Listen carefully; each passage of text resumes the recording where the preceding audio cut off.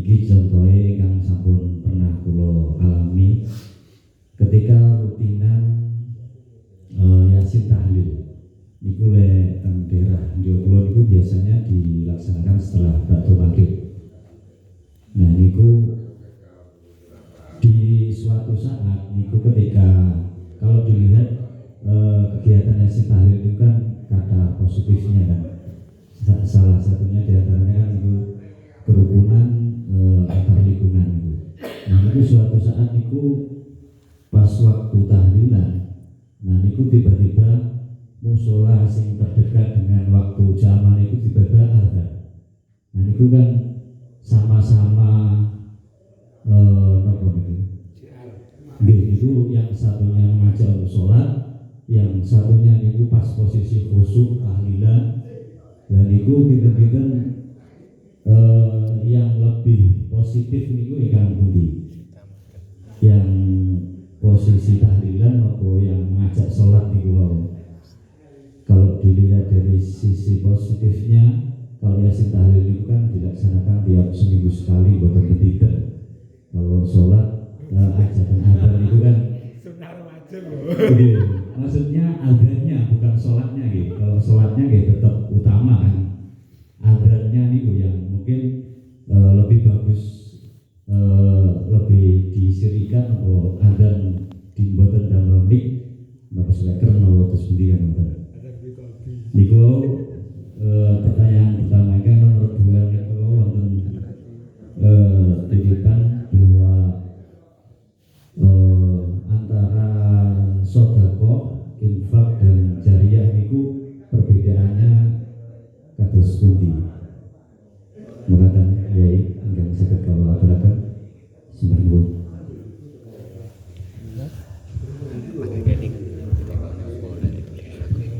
Nggih, monggo langsung mawon. Kuwatan niku supir niku salah. Sahabat studi mangga. Pertama dalam masalah makna tahlil itu bagaimana caranya kita mengerti ngaji kok.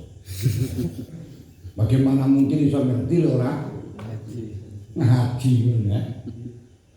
Kalau masalah di situ afdhalul dzikri fa'lam annahu nawatu dzikra taqarruban ilallah bi afdhalul dzikri fa'lam annahu ya sudah gak masalah sampean. Nah itu dzikra taqarruban ilallah niat ingsun zikir ya untuk mendekatkan diri nang Allah. Lha iku karo manani ya niku urusane imame yo salah, makmume yo salah. Ya imame yo aku bahasa Arab. Nah, mari kita zikir untuk mendekatkan diri kepada Allah. La ilaha illallah. Malah lebih baik kan kalau kita harus bahasa Arab.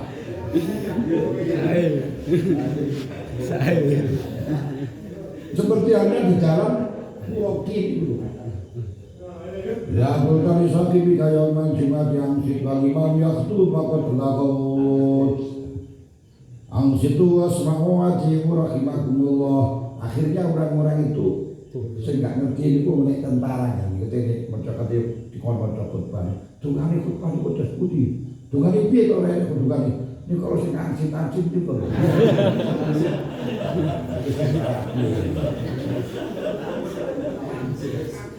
Jadi kalau kita pakai Islam Nusantara sudah nggak usah dengan yo tentu bila kutali safi kita yaumul Jumat yang sidal imam yakhtubu faqatul akhawat diriwayatkan dari Abu Hurairah radhiyallahu anhu. Rasulullah bersabda, ketika engkau mengatakan kepada kawanmu di dalam waktu wajah khutbah, diamlah, maka engkau berbuat labut nganggur, tidak ada gunanya, tidak ada faedahnya. Nah, makanya pas aku situ wasma'u rahimakumullah ketika khutbah dibaca, tolong dengarkan sesama dan pahamilah, yang itu loh. Ini bukan malah bagus loh. Daripada kita baca bahasa Arab tidak ada gunanya. Karena memang kalau khutbahnya harus berbahasa Arab. Tapi baca kalau terus diomongi orang ngerti belas berarti tak itu apa tentunya. Lagi di sini kan Yos, gak usah. Jadi Islam Nusantara semacam ini. Kita itu masih apa itu namanya terlalu dengan kena politik Belanda dia. Politik Belanda itu dengan bahasa Arab memang karena mereka biar tidak mengerti. Makanya nyanyiannya lalwaton tidak langsung Indo apa itu namanya wahai pusaka negeriku niku mboten tapi lalwaton. Nah niku sing mestine sing bener iku mboten niku lek sampeyan kepengin lho maknane pertanyaan kita untuk bagaimana untuk mengetahui maknane la ilaha illallah ngaji ngaji ka iso. La ilaha illallah la ma'budu illallah la maqsuda illallah la mawjuda illallah. Saya terangkan maknanya di sini kan juga gak cocok dengan pertanyaannya. Pertanyaannya bagaimana caranya mengetahui. Lain kalau maknanya apa aku saya jelaskan.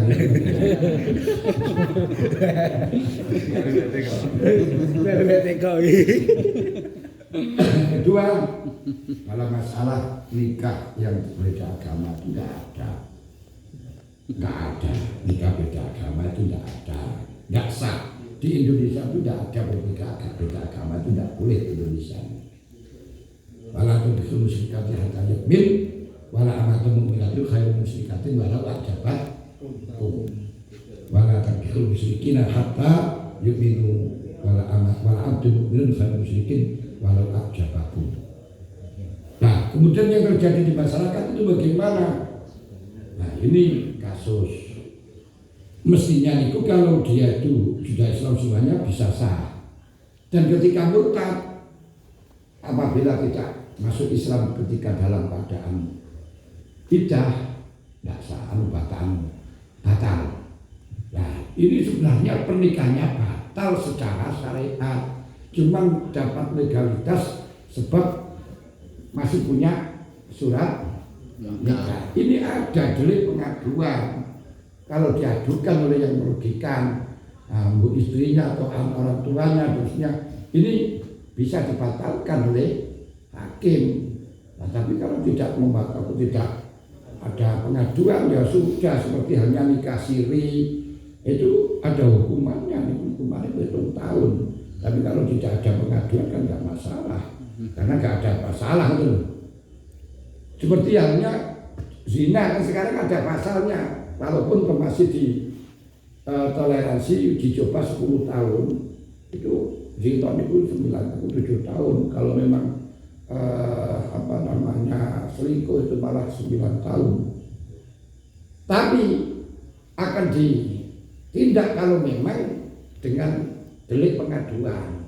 Nah yang mengadukan harus yang dirugikan. Nah, tidak boleh orang lain mengadukan nggak diterima, yang dirugikan. Tapi urusan itu ini gak ada pernikahan itu batal. Nah terus ada surat, jangan dikatakan kalau sudah ada surat itu terus gak batal. Suratnya sudah gak sesuai dengan sudah batal dengan sendirinya suratnya itu. Cuma karena gak lapor ya podo karo wong zina, nek sing laporno itu mawon lho. Ngoten. Iku sing nomor 2. Sing nomor 3 napa?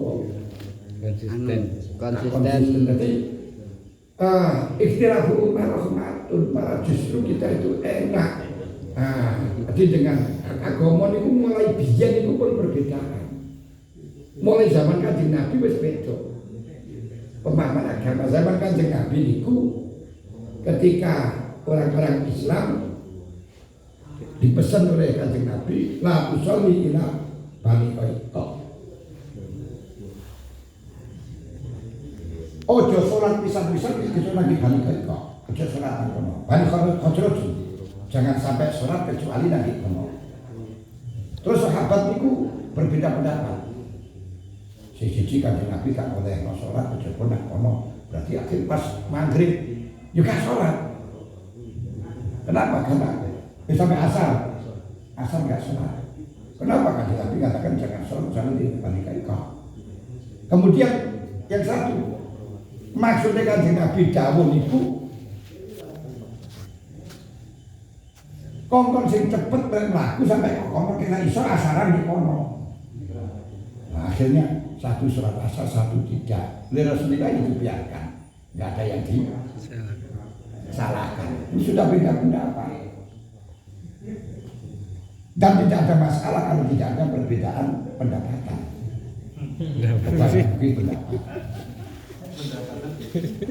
Karena semuanya itu ada dasar. Makanya kita tidak usah mempermasalahkan khilafiyah, tapi harus kita mengetahui khilafiyah biar bisa toleransi. Pada waktu Rasulullah memerintahkan 12 nafar untuk dakwah, lalu 12 orang itu masuk dalam satu desa minta suguhan, minta hidangan, nggak dikasih dengan orang desa itu. Akhirnya sampai lapar ada di tempat peristirahatan, tapi Allah kuasa untuk memberi rezeki. Akhirnya kepala sukunya itu anak untuk Tunggeng Akrab. Nah, ketika karena Tunggeng itu si tambah nanti gak sembuh, akhirnya minta subuh oleh sahabat itu. Setelah minta subuh, sahabat itu mengatakan mau kejopot juga yang wedus, tidak wedus terlalu belum kayak wedus 30. Akhirnya di lobi wis gak apa pokok waras. Aku diwaca habis Al-Fatihah waras. Lah waras sampai wedus 30. Geger. Di antara sahabat satu katakan haram ini karena malah selalu diayakin dari zaman Qalilah tidak boleh menjual agama Allah. Kamu menjual agama Allah, menjual ayatnya Allah, menjual Fatihah. Yang satu tidak saya dikasih haram. Nah, akhirnya yang satu, wah aku disini kita harus lapor pada Rasulullah, nanti setelahnya pada Rasulullah bagaimana jawabnya Rasulullah. Kemudian setelahnya sampai pada Rasulullah, malah Rasulullah bertanya, masih ada sampilnya? Ya bisa kabeh. Rasul malah tanya, ya apa kan? Dimulai zaman dulu nih Islam itu sudah anwa'ut taujihad, macam-macam ikhtilafut taujihad, beda-beda pandangan, tidak masalah. Nah, itu istilah rahmatun. Karena apa itu di dalam furu'iyah, tapi tidak berbeda di dalam masalah usul atau masalah tauhid. Nah, kenapa kok di situ harus mengikuti pada Aimatul Arba'ah? Nah, ini keterangannya sudah saya sampaikan ya. Jadi tidak semuanya imam karena yang lainnya tidak mudawan. Apa arti mudawan? Kemudian untuk sholat raweh kok pengen cepat-cepat, kita kurang bisa untuk memberikan pemahaman kepada masyarakat. Nek sampeyan ora kuat traweh 20 sak isone sampeyan luru wae, yang penting sah daripada gak oleh apa-apa 20. Saya kesel sampeyan. Nanti tuas kesel gak ada apa-apa. Nah, bagaimana misalkan sing bener ya. Memang al-aqal itu subhanallah bisa, tapi akalul kamal itu tiga. Akalul kamal minimal sempurna ini. Berarti sampean sholat 20 tapi gak sempurna, gimana coba? Coba lihat sing sempurna. Nah, ping telu ngoten. Dene ora ping cepet, sempat jangan terawih dhewe ae nek boten mawon. Atau dene ku mang kesampean diomongi lek sampeyan sing kepengin cepet. Gak sempurna, gak kuat wis salah sama rakaat ae, ora apa-apa. Lek kuwate petang rakaat, kuwate enam mboten mawon daripada moyo-moyo 20 tapi balapan ora ada gunane. Sehingga lebih baik tarawih. Kenapa kalau lebih baik tarawih? Kalau gak tarawih itu merasa berkurang, merasa awake gegabah. Tapi niki tarawih mongso awake tarawih tapi gak tarawih. Mongso awake tarawih tapi gak tarawih. Jadi malah bahaya. Lebih baik gak tarawih masih bisa merasa awake kekurangan. Mung sing rumangsa salah niku ya daripada mung sing rumangsa bener sengaja. Nah niki sing penting teng niku dadi ora usah kita karo orang-orang yang salah. Kita harus muwafaqatul linnas, adaptasi dengan manusia, tapi selama tidak bertentangan dengan syariat, bertentangan jangan. Malah justru kalau kita bisa menggiring baca aku terawih dengan khataman, niku suwe gelem penak niku. Sejak di daerah saya kan tiga jajak gitu, terawih itu khataman setiap satu terawih satu juz. Ya ada masalah malah justru yang jauh-jauh teko malah melok terawih itu. Nah, sing masalah sebenarnya sing kalau ya wis tak macane. Ya niku macane salah-salah sing yo sing niku sing gelem ya niku sing gak gelem ya pangane niku. Itu tidak ada masalah.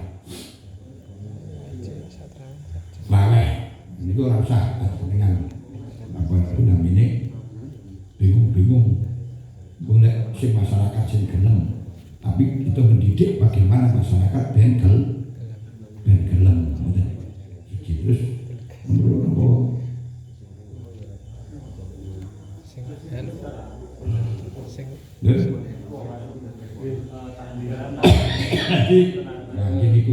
niki lah kebangsaan itu jangan apa itu namanya hanya jalan satu terus. Ini lebih utama gini, tapi gak memandang yang lain. Nah, ini kisahnya bagaimana? Sudahlah sampai kepingin aku serasa spekeran azannya daripada ganggu orang itu namanya. Sholat itu bener, sholat itu awal waktu, tapi kita waktu tahlil ya.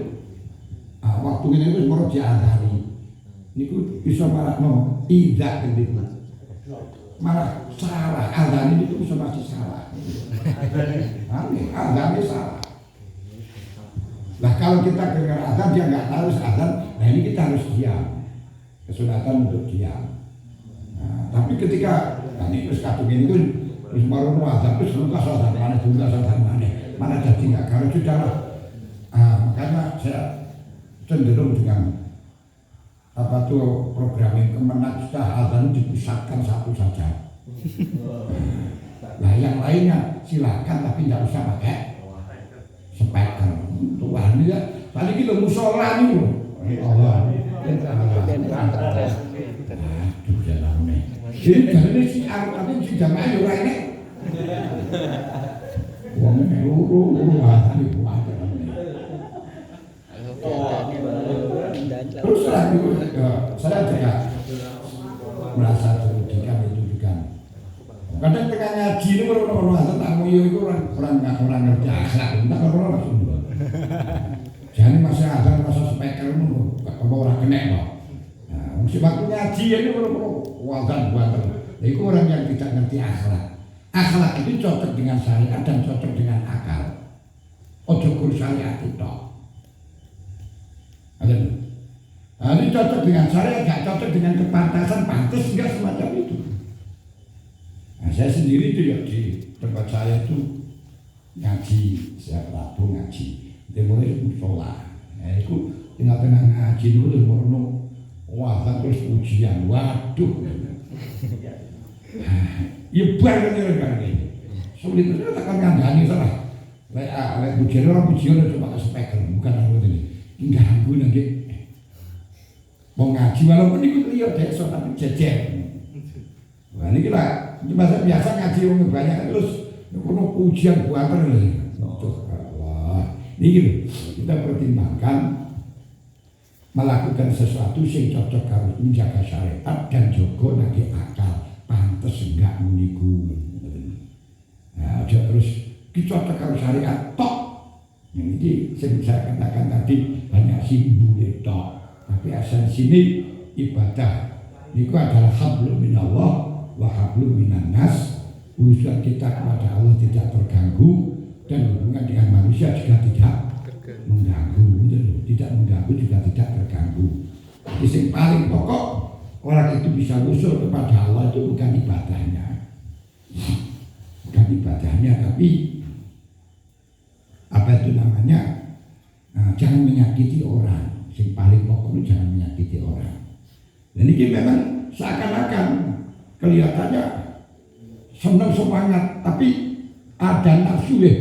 Ben anu kae niku wis hancur kabeh. Makanya saya sampaikan pada Sayyidina hati terakhir hati Sayyidina Ali ketika Sayyidina Ali itu istirahat di dalam peperangan, pedang dicantolkan pada pohon, dia sambil istirahat dengan tiduran. Lah kok pedang diambil oleh orang kafir. Sayyidina akan dibunuh dengan mengatakan, ya Ali, mana akan mini, siapa yang menolong kau dari saya? Sayyidina Ali mengatakan, Allah. Pedang jatuh, diambil Sayyidina Ali. Kemudian dia ditanya, mana akan mini ya bulan, siapa yang menolong kau dari saya? Malah ngidoni. Lalu setelah ngidoni, diludahi, Sayyidina Ali kan jadi membunuh. Ini loh, bisa. Ditanya kenapa kamu nggak jadi membunuh saya? Kalau kamu jadi, saya akan membunuh karena kamu akan membunuh saya. Lalu kau tidur kata di kau tidur nakubi.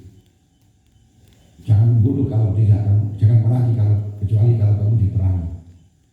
Waktu luhum, kau tidur musyrikin kafatan karena kau tidur nakum kafat. Ketika sama dia merangi kamu dengan sempurna, lakukan dengan sempurna. Tapi ketika kamu meludahi saya mangkal, saya mangkal berdasarkan nafsu. Kalau berdasarkan nafsu saya mangkal, maka ketika saya membunuh kepada kamu neraka. Sebab apa? Dorongannya bukan karena perang lagi, tapi dorongannya mangkal kalau diludahi. Ini ngerti antaranya nafsu yang dibungkus agama, agama dibungkus dengan nafsu. Nah, saat ini malah justru yang keinginan nafsu dibungkus dengan agama. Dan Sayyidina Ali ternyata dalam hal ini untuk jelas-jelas perang tapi ditumpangi nafsu sedikit paham dia. Orang malah nafsunya dibungkus dengan agama. Yang ini bisa mengalahkan terus wazani. Karena apa? Ben wong pekal gitu. Nah, ini kan ada karuan. Sudahlah, kamu kalau bikin sholat ya sholatlah, jangan ganggu orang lain. Sudah, ini wajah sholat itu waktunya panjang, ada mulia, ada puasa. Kalau masih gitu tidak harus dilaksanakan, mana yang lebih maslahat. Makanya disinilah perlunya ada akhlak, yaitu menjaga syariat, menjaga kepantasan. Sehingga kan biasa itu jadi usah karpe dewi, pokok dalil bisa karpe kan biasa begini. Nah, itu kembalikan tadi bahwa adanya perbuatan itu jenisnya taat tidak bisa dijadikan justifikasi pelakunya mutian, kecuali menjaga waktu, syarat dan urutan. Nah, tadi walaupun tidak saya terangkan semuanya, tapi ini jangan terjemahkan sendiri. Kalau tidak menjaga itu, waktu ini gak pas, gak joko urutani, gak joko syaratnya apa. Nah, termasuk urutan ini itu seperti ada orang kelaparan, kita mampu untuk memberi makan. Terus kita jano, gak gitu. Padahal orang ini tanda, itu malah ngaji, malah sholat, berdosa itu. Ini sholat, waktunya sholat, ini waktunya azan. Nah ini loh ya, kami yang tidak paham ya dengan itu loh. Walaupun ini azan betul jinsan taat, tapi kau lakukan tidak taat. Karena apa? Kamu melakukan meninggalkan sesuatu yang lebih penting. Gak urut. Nah, betul ini perlu kita pahami ini angel ngaji dengan ini. Kadang-kadang waktu Erek Jalil umroh di waktu bulan Muharram, bulan puasa itu betul kalau haji selalu wakil corona, padahal ponaan ini gak bisa sekolah itu jarang gak dibiayai, gak diomek. Nah ini beliau maghrur kan biarnya ketok ini ibadah tapi tidak ibadah, kenapa? Gak tertib. Nah ini gak ada urutan. Dan pada karo haji itu karena sudah bisa turah dari bayar hutang. Malah justru gue ada utangan kayak haji itu haji cicilan. Ini kan berarti kan hanya karena Gengsi. keinginan belakang atau nuruti kepingin toh. Mestinya itu kalau sudah bayar utang semuanya dan latihan itu baru itu toh. Kurang ibarat wis ora duit titik yang penting dibayar karo bank terus nyicil kok. Gara utangan kalau haji itu. Ya tidak hanya ini toh. Sak pirang-pirang sini infak sedekah lan kuwi. Infak itu menggunakan lebih umum wajib sunat itu infak. Kalau sedekah itu sesuatu yang diberikan karena pahala. Itu namanya sedekah. Jadi tidak usahakan, tidak apa. Makanya kalau sedekah itu yang bagus sedekah sirri. Sedekah sirri itu tangan kanan memberi, tangan kiri tidak tahu, tangan kiri memberi, tangan kanan tidak tahu. Artinya yang bagus itu kita sedekah, yang kita sedekah yang ngerti. Makanya aku punya utang, padahal punya utang. Disuruh kesempatan semacam itu. Aku duit tanggungan tak sempat dia. Aku salah aku jangan kacang dia nanti. Atau dia kacangin baru duit dekat di tas, dekat di tas, dekat di anu itu sudah kesini. Kalau barang larang, ke barang murah sama itu larang, sama ngerti. Kalau itu murah, ganti esennya itu sudah kok ciri ini. Awak sudah kok mereka tidak tahu kalau itu sudah kok. Tapi mau bisnis gak belum. Nah ini ya, ini sing tumbas sendiri sudah. Wah ini malah keliru gitu. Tapi orang apa-apa ini. Maksudnya malah menghilangkan fadilahnya sedekah sirri betul. Nah, sampai dia membeli 1 kilo sama dia 2 kilo ini. Jadi itu sedekah sirri. Nah, lek sampean iki sing tumbas sak kei ya sedekah tapi gak sirri. Dan cari ya setiap ibadah atau amal yang di situ mengalir sampai kita setelahnya mati itu jangka panjang itu namanya jariah, masuk di dalam kewajiban juga masuk di dalam kesunatan. Kewajiban juga nazar, berarti kewajiban. Ketika barang sing jawang tadi atau sedekah adwamuha asale atau sedekah mayah rajul ilaihil mutasaddaq ilaih. Api sedekah itu sing disenengi karo sing sedekah sing dibutuh sing dibutuhno. Yang dibutuhkan itu apa? Kadang-kadang masjid itu sudah butuh karpet di kono kae. Nah ya jadi ya sing dibutuhno niku napa ngene sing apik. Golek wis padha sing dibutuhno, maka sing digoleki niku cuma adwamha sing luwih dalam, sing luwih langgeng. Tokokno dingklek ini rada awet. Direpas butuh dingklek itu lebih daripada jajan di antaranya. Jadi pertama mayah tadi dan kita sodak, ilah kemudian sing jangan dibutuhkan terus sing paling anfa uang, kemudian ada kode manfaati sing at wow. Dan ini di antara ini wonten malih monggo. Nggih. Haji talangan. Nggih. Gini kuaunan. Kita bicara sah apa bicara bagusnya? Lek sah niku sah-sah ae wong. Ora usah apa itu namanya modal kita langsung di berangkat dengan sepeda ontel ya boleh sah-sah saja. Apa itu bagus? Nah, kok ngoyo-ngoyo bisa orang metal.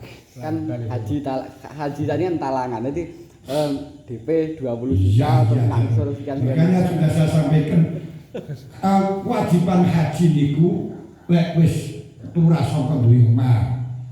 Terus turah saka khodam anake, terus juga biaya berangkat pulang, turah saka utang. Kok malah golek utang? Golek sah ya sah kok seperti syarat rukun. Tapi niki wau ora cocok karo urutan. Akhirnya duduk taat, nuruti nafsu. Jadi tidak mampu dimampok-mampok nih. Nah, nuruti nafsu itu loh. Nah, kalau kepingin atau rindu, ya wis kok haji aja ya rindu. Wah. Penting iki lho.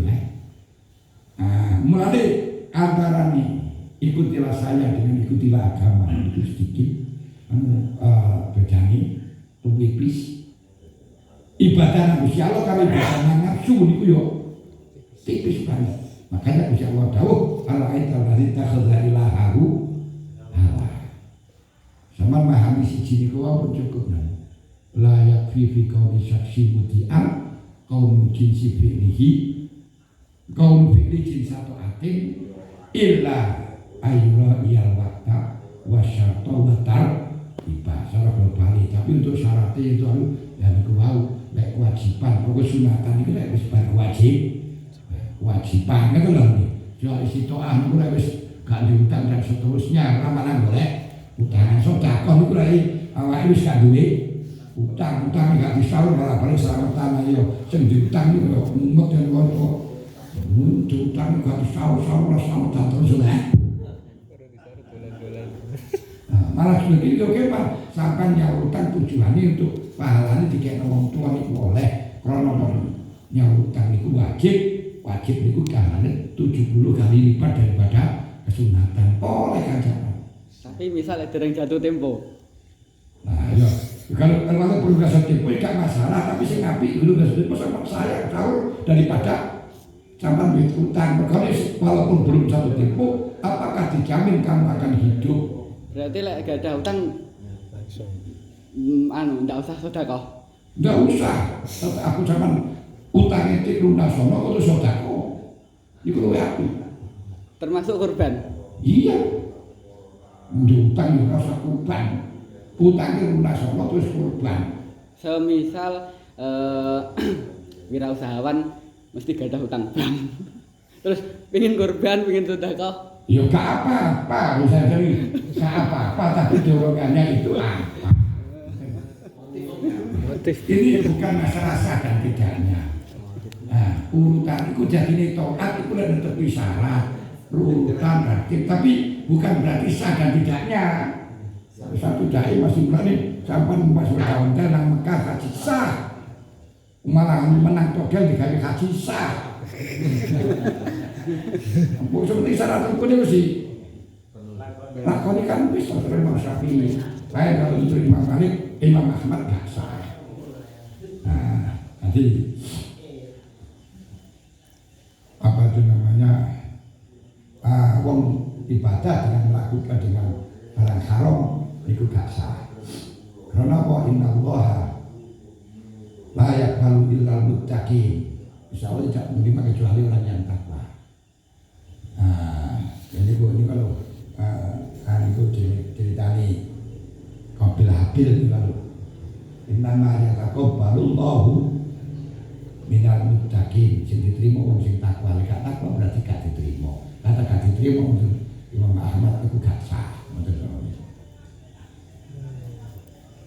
Berarti ibadah niku sing paling abot nggih nata ati nata niat niku. Bener. Memang itu kalau nglakoni perintah gampang tapi urusan teliti. Jadi semisal dadi adzan, wah suarane suaraku apik iki mumpung arep adzan pilih ndak sida adzan. Nah, itu.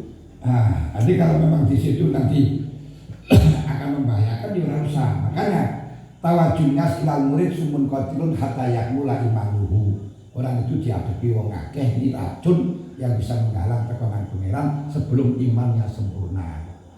Nah sebenarnya ini bagaimana ngoten? Yo saiki ojo krono kepingin ketok suarane apik tapi yo azano niku sing sesuai kelas. Guys, supaya keren. Jadi diatur atine aja terus baru gak nglakoni. Tapi sampai gak nglakoni iki yo riya. Sampe napa gak nglakoni adzan mergo wedi riya niku riya.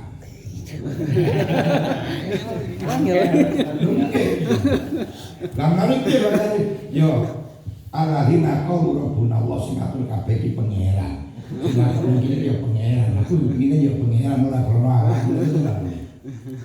Ini sing penting dan iku aja terus warung wah daripada takut teriak ngamal sampean gak ngamal takut teriak ya krono pangeran berarti ninggalne ora krono pangeran nah tapi krono wediri itu ya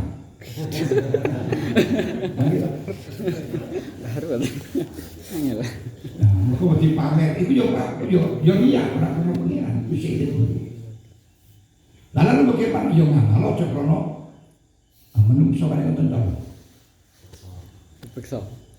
Nah, yo wis seperti iku mangan meja terus gawe aja tasamu iku gawe-gawe ngoten ben ilang ana ben iku. Nah, nang piye? Yo zikir la ilaha illallah dimaknani saka lama juta mau juta insyaallah sesuai iso. Nah, ten iku nggih.